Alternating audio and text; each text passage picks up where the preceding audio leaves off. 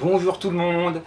J'ai essayé de vous faire une petite vidéo en extérieur pour profiter des températures et du paysage, mais je vais vous le montrer, le son n'était pas terrible, je captais énormément de vent, donc bienvenue à la maison.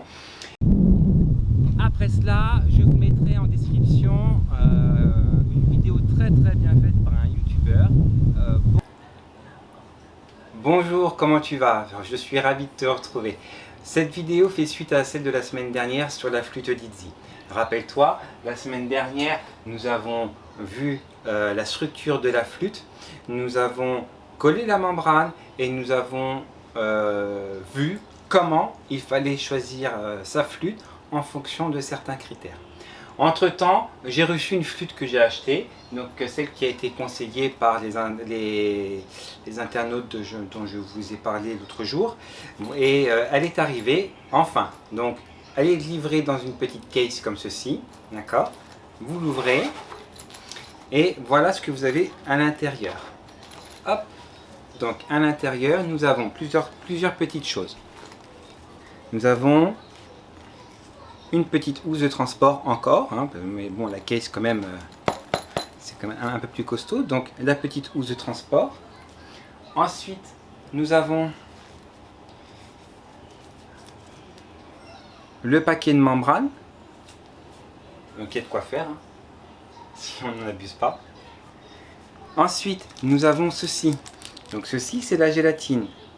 Hein, on trempe dans un peu d'eau et on badigeonne la flûte. Alors déjà, on nettoie la flûte. Alors, je me suis rendu compte que j'ai fait une petite bêtise la semaine dernière sur la vidéo. J'ai nettoyé le blowhole et alors qu'il fallait nettoyer le même one-hole. Donc là, vous prenez la flûte et vous prenez la gélatine, vous la trempez dans un peu d'eau et vous badigeonnez un petit peu de la flûte avant de coller la membrane. Je vous déconseille de la ranger tout de suite parce qu'elle reste collante, donc elle va vous arracher le plastique et tout ça. Alors laissez sécher à l'air libre et après vous la rangerez. Ensuite, toujours dans la case, on a quelque chose de très sympa. C'est ceci. C'est le tableau. Alors je ne sais pas si vous allez voir, comme il y a un petit peu de soleil derrière moi, c'est le tableau des notes. On y reviendra lors d'une prochaine vidéo. Ça, c'est très important. Surtout si vous jouez une partition en clé de C, par exemple, ou en clé de G, ou ce que vous voulez, et que vous avez acheté une flûte en clé de D. Dans ces cas-là, il faudra transformer, pour avoir les notes justes, la partition qui est en clé de G pour une partition en clé de D. Et ça, c'est très utile, c'est sympa. Ça vous évite d'acheter mille et une flûtes. Et après, vous avez ceci qui est très bien. Ça, c'est pour couvrir, je vais vous montrer, c'est pour couvrir la membrane. Vous avez la flûte. Donc il faut en deux sections, donc vous prenez et vous tournez comme on l'a vu là, et vous tournez comme on l'a vu la dernière fois pour ajuster les deux sections. Et ceci, c'est pour protéger la membrane. Voilà, vous n'êtes pas obligé de l'enlever, juste vous faites tourner pour dégager le trou de la membrane et pour pouvoir jouer. Et vous avez un nœud chinois de décoration. Le tout pour 19,99 €. Donc hors frais de livraison, hein. Les frais de livraison, je pense que j'en ai eu pour 13 € il me semble. Donc je vous mettrai le lien dans la description. Hein, pour débuter, c'est très bien. Donc bien évidemment, voilà. Moi j'ai celle-ci, je préfère la sonorité de la clé de D. Alors, t'es prêt? Aujourd'hui, embouchure, position du corps pour jouer et comment respirer. T'es prêt? C'est parti!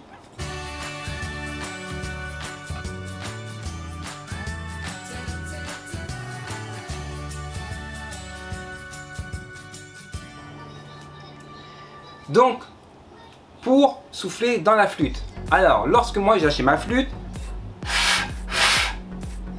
il n'y a rien qui sort, je suis un gros boulet. J'ai acheté une flûte de déco prête à accrocher sur le mur. Absolument pas. Donc j'ai contacté le vendeur, non, c'est une belle flûte et tout, ok, donc direction internet. Et là j'ai contacté des youtubeurs, j'ai acheté des bouquins, tout ça, d'accord. Donc les bouquins que j'ai achetés sont ici. Donc vous avez les techniques de base ici. D'accord? C'est un bouquin écrit en anglais mais qui se lit très très facilement et des techniques un peu plus avancées. Lien en description comme d'habitude. D'accord? Et c'est parce qu'en fait la flûte Dixie est un instrument traditionnel chinois et qu'on n'en pratique pas beaucoup en France. On a quelques difficultés vraiment à trouver des infos en français. Donc, et c'est pour ça que je fais ces vidéos pour vous rendre le tout accessible. Donc, voilà. Donc l'embouchure. Alors pour l'embouchure, vous allez prendre votre index et vous allez le placer ici, sous la lèvre. D'accord? Vous allez ici souffler ensuite en faisant PFF. Donc ça fait... Ah, faut que je me cadre un peu plus.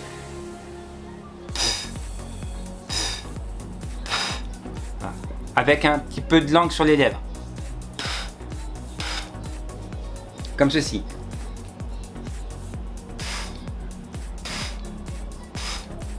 L'air, il ne faut pas le diriger droit devant soi, il faut le diriger un peu vers le bas, comme ceci. Alors, on prend la flûte, on met le trou devant soi et... ça ne marche pas, c'est normal.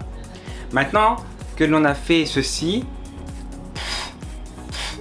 donc c'est ce qu'on appelle l'embouchure. Alors, essayez d'élargir un petit peu et de sourire, comme ceci. Ça marchera mieux. Mais votre flûte doit avoir une certaine position. Donc vous allez positionner le trou devant vous. Et vous allez tourner légèrement la flûte vers l'extérieur, donc face à vous. Pour positionner en fait le trou sous la lèvre. Et là, le coup. Déjà, on observe qu'un son sort. Alors je le refais. Donc vous avez ici la flûte devant moi. Hop, je mets. Je tourne.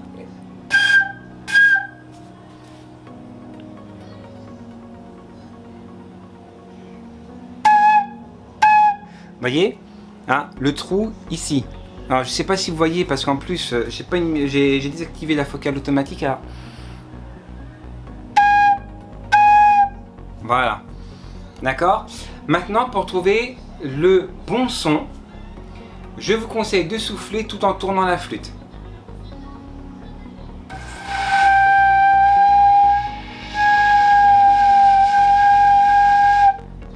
Voilà. Si vous soufflez avec la gorge, ça va pas être top, vous allez vite arriver à court de souffle. Il faut que le souffle soit poussé par le diaphragme, donc une respiration abdominale. D'accord? Et là, bah, il n'y a pas besoin de la flûte. Vous pouvez très bien poser la flûte et vous entraîner avec votre doigt.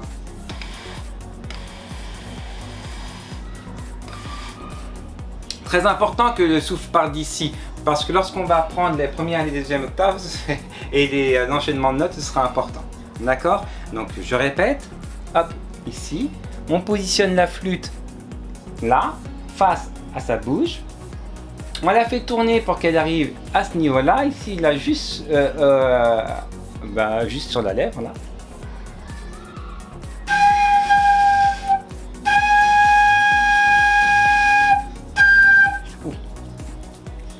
Je fais un peu trop fort. D'accord? Voilà. Je vous mettrai en description des liens de Sir James Galway et je pense d'un youtubeur que j'aime beaucoup et qui vous montrera aussi comme moi, mais sauf que ce sera pas en français. Pas très grave. L'essentiel c'est d'avoir l'image et que le son sorte. Maintenant, comment tenir sa flûte? Alors la flûte doit être tenue à l'horizontale, perpendiculaire aux lèvres. C'est-à-dire que si vos lèvres, donc là vous jouez droit, la flûte est ici, et si vous dansez, d'accord, il faut que la flûte suive le mouvement des lèvres, qu'elle soit perpendiculaire. Sinon le flux d'air ne rentrera pas correctement dans la flûte, soit la note sortira mal, soit elle ne sortira pas. Maintenant, votre corps, comment il est positionné? Alors, si la queue de la flûte est à droite, on va avancer le pied gauche. Et le pied droit vient presque en angle droit derrière, en soutien. D'accord? Donc, on ne va pas faire une équerre, hein, mais voilà, on peut faire comme ceci avec les jambes. Okay? Et si vous êtes gaucher et que la queue de la flûte est à gauche, on fait la même chose. Donc, c'est le pied droit que l'on va avancer. Ouais, c'est ça. Donc, queue à droite, pied gauche, queue à gauche, pied droit. La flûte, vous verrez, par convention internationale, tout ce qui sera dit au niveau de la flûte, ce sera pour des droitiers. Ça partira de la droite, pardon. Okay. Mais vous pouvez très bien, la même flûte, vous en servir pour un gaucher que pour un droitier. D'accord? Donc, l'embouchure, la position du corps, vous pouvez très bien jouer debout et assis. Mais assis, c'est la même chose, vous asseyez et vous mettez vos pieds bien correctement pour pouvoir positionner la flûte et avoir un souffle qui se dirige dans la bonne direction. Pour les partitions, on aura des premières octaves, des deuxièmes octaves, voire pour certaines des troisièmes octaves. Et vous allez voir que, par exemple, cette note-là, donc je vais juste boucher les 3 trous, ici. Bah, c'est une première octave. Mais je peux avoir la même note en deuxième octave. Donc il va falloir positionner les lèvres, les avancer, les reculer différemment et souffler, donner plus de pression au souffle. Donc ça, on verra ça la prochaine fois. Pour le moment, il y a du boulot. Juste pour revenir sur les délais de livraison de la flûte, Amazon prévoit vraiment très large parce que depuis le confinement, c'est-à-dire depuis le mois de mars, j'ai commandé beaucoup d'articles sur Amazon et ça arrive un peu en avance par rapport à ce qu'ils avaient indiqué. Toutefois, il faut quand même pour la flûte attendre à peu près 3 semaines minimum de délai, 3 semaines à un mois maximum. J'aurais dû la recevoir d'ici 2 à 3 semaines, fin août, début septembre. Et je l'ai reçue il y a 2 jours. Donc vous pouvez très bien commander sans aucun souci si cela vous intéresse. Je vous mettrai le lien en description toujours. Voilà, donc qu'est-ce qu'on a vu sur la flûte? Nous avons vu la structure de la flûte. Nous avons vu comment préparer la flûte avec la membrane d'IMO. Donc si vous n'avez pas de membrane, vous pouvez très bien utiliser du scotch. Donc vous avez ici ce scotch là, c'est du ruban adhésif transparent qui colle beaucoup et qui risque de vous arracher le vernis. Je déconseille. Vous avez du ruban adhésif qui colle un peu moins, blanc. C'est ce que je vous avais dit sur la dernière vidéo. Il est blanc, il ne colle pas trop, donc il fait le travail si vous n'avez plus de membrane. Et vous avez ceci, c'est un ruban qu'utilisent les plombiers. Donc c'est pas du collant, mais ça se fixe bien sur la flûte et ça fait le travail aussi. Voilà, c'est comme ceci. Donc c'est vraiment du plastique, hein, et ça colle pas. Et puis d'autres flûtistes utilisent du scotch électricien que nous on appelle vulgairement un chatterton. Voilà pour des petits conseils si on n'a plus de d'IMO. Si on n'a plus d'IMO, pardon. Ensuite, qu'est-ce qu'on a vu au niveau de la flûte? Donc comment choisir sa flûte en fonction de quels paramètres, hein. Donc sa corpulence, la clé que l'on souhaite choisir et tout ce que l'on avait dit à ce niveau-là, le bois que vous désirez, l'âge du bois et ainsi de suite. Et aujourd'hui nous avons vu l'embouchure, comment placer la flûte, comment placer ses lèvres sur la flûte, comment placer son corps et d'où doit partir le souffle. D'accord, on souffle avec l'abdomen. Voilà. Si vous avez des questions, si vous avez des commentaires, si vous avez quoi que ce soit à dire, je vous en prie, utilisez la section commentaires, je réponds à chacun d'entre eux. En attendant, bon entraînement, bon travail, sois heureux, sois YOLO, à très vite. Si vous avez aimé cette vidéo, je vous invite à liker, à vous abonner, à activer la cloche des notifications et me laisser un commentaire. Vous pouvez aussi me retrouver sur Facebook, Instagram et Twitter. En attendant, soyez heureux, soyez YOLO.